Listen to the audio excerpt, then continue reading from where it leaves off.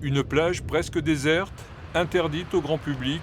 Seules les écoles de surf ont pu reprendre leurs activités aujourd'hui. C'est un peu surprise, on est en train d'attendre les vagues et boum, elles vont arriver d'un coup.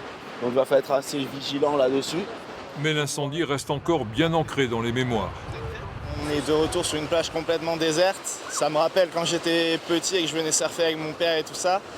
Donc ouais, c'est sûr que ça change. Après, ouais, c'est un peu triste, mais bon, au moins on peut donner les cours. Les gens peuvent quand même venir surfer un petit peu et ça, c'est plutôt cool.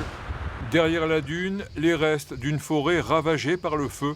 Il faut la traverser pour accéder au spot de surf. Il y a quand même un choc quand on prend la route. C'est sûr qu'il y a certaines zones qui ont été touchées, qu'on connaissait bien, qu'on avait l'habitude de voir tous les jours, parce que c'est un peu le chemin du travail. Et forcément, ça fait un choc. On a vu ça à la télé, et maintenant de voir en vrai, ça fait un peu bizarre. Ça change complètement le paysage, et on ne le reconnaît pas. 5 clubs de surf sont installés ici, plage de la Salie, soit 1000 stagiaires en tout chaque semaine en temps normal. Mais l'incendie a marqué un coup d'arrêt en ce mois de juillet.